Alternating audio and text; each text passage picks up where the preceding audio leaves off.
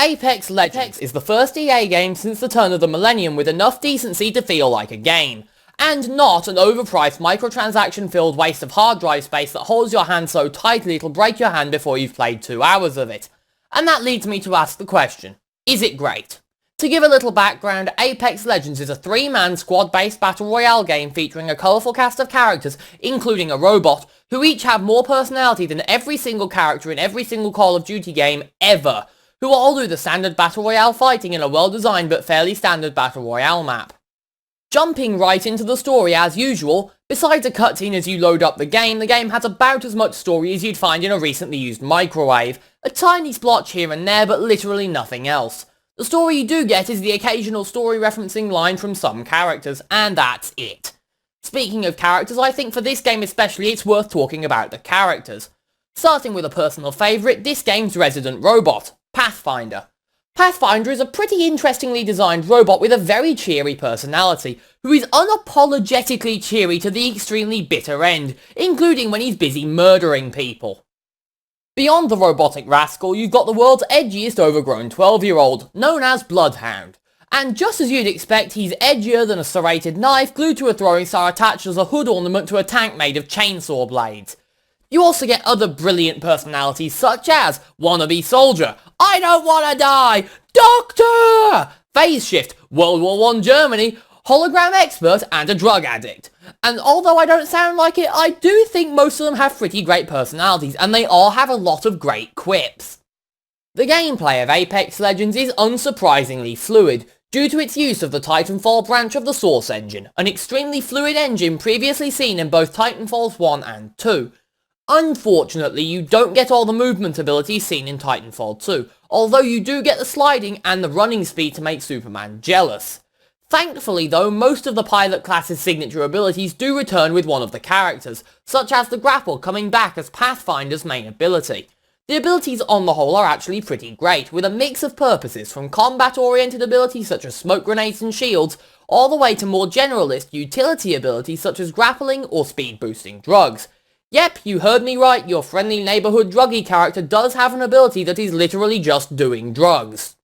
Other than a primary ability, you also get a passive and an ultimate. The passives are a mix between nigh useless and more useful than your primary ability. On the useless end, you've got the likes of the Hologram Expert's Encore, which simply makes you almost invisible and throws out a hologram in an attempt to distract an enemy, when you get knocked down. Oh, and the enemy also gets a big prompt on their screen that you were just knocked down, as they would get with any other knockdown, making this ability literally worthless against anything but the most incompetent of players.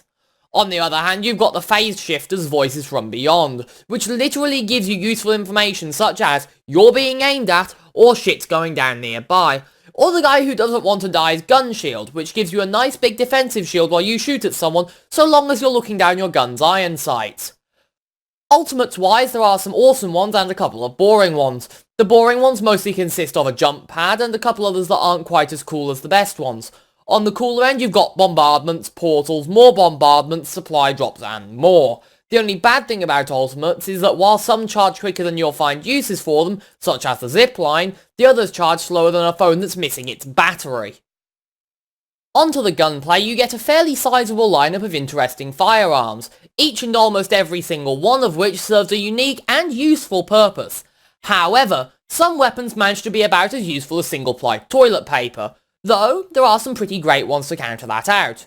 Some of my personal favourites include the G7 Scout, a semi-automatic sniper rifle that feels much more like a battle rifle you can stick a scope onto than a real sniper rifle, the R99 Sub Minigun, a submachine gun that fires too fast for its magazine capacity, and the RE45 Auto, which is the product of trying to pack that R99 minigun into an even smaller package, successfully reducing the magazine capacity and damage by just a little bit, while keeping that minigun grade rate of fire and increasing the reload speed. On the opposite end of the spectrum, you've got guns like the Mozambique, the gun about as many people use or care about as who actually realise it's a real country. The P2020, a pistol so obsolete that even a stripper clip-loaded Mauser C96 would be a better choice, and the Triple Take, a sniper rifle that's about as good at actually sniping things as most shotguns.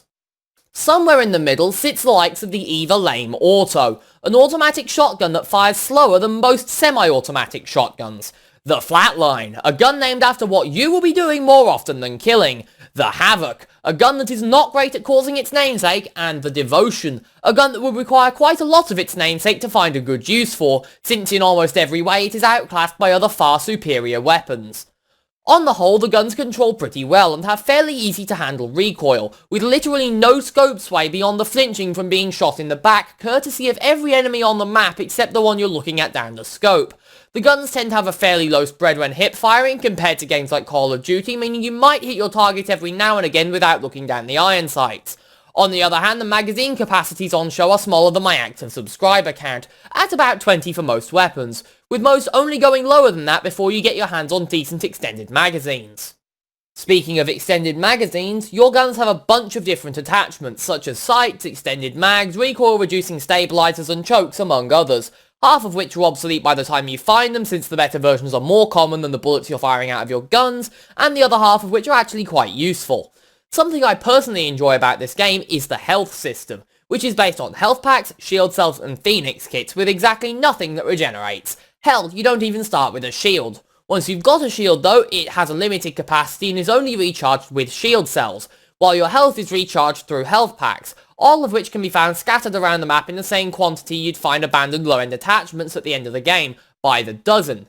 Phoenix kits on the other hand are quite rare but restore you fully on everything. However, even though they start off more plentiful than bullet casings, the supply quickly gets deleted as the game goes on, leaving the final firefight sometimes being up to how many extra medkits you've stockpiled compared to your enemy. Thankfully though, the game's doctor does have a health drone she can drop for you to heal up on, though it heals about as quickly as I write these scripts. It takes forever.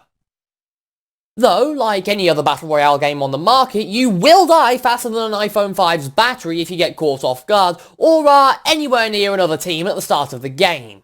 On the other hand, if you get away from the initial rush of people dying, you'll manage to spend at least 70% of your game time running across the map like an Olympic sprinter instead of actually shooting at things.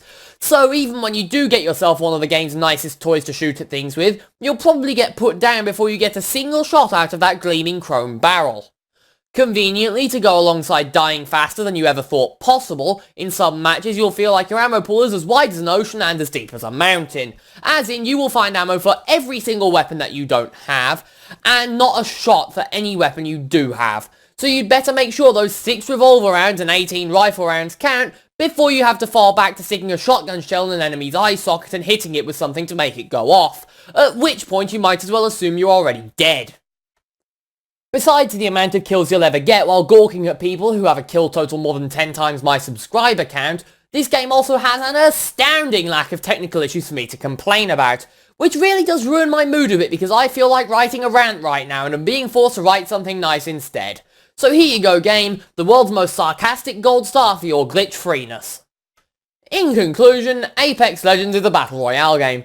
Thanks for watching, I have been your... Just kidding, I can't end the video that quickly or I'll miss out on the whole extra nothing I get from getting the video over that 10-minute multi-advert mark. That, and I still haven't answered my own question. Either I was trying to be rhetorical when I made the series title, or I should actually answer the question by the end of the video. So really, is Apex Legends great? Well, yes and no. Yes, in the sense that it's a free game with a lot of character, quite fun gameplay, good characters, fantastic gunplay, excellent physics, an array of pretty good abilities, and even legendary weapons you'll find so often that you'll forget they exist before you find them. But, on the other hand, it's an EA game, and I don't want to be supporting electronic assholes by playing their games, no matter how great they are. There's also the fact that the game isn't on Steam, meaning you'll have to install Origin just to play it. Origin basically being Steam for those 5 people that exist who are retarded enough not to hate EA. And since I need to finish writing this before I die of old age, I'll answer my first question with a second, easier to answer, question. Is Apex Legends fun? Yeah, it is. And as much as I don't want to support EA, I will continue to play Apex Legends, because it's a free Battle Royale game that you can actually find matches in that isn't Fortnite. And although I'm not stupid or crazy enough to forgive EA thanks to one good game, they will get the whole half a bonus point the critical side of my mind will actually allow me to give them for this move. Thank you for watching, I have been your host, Vert343, signing off. Peace out, gentlemen.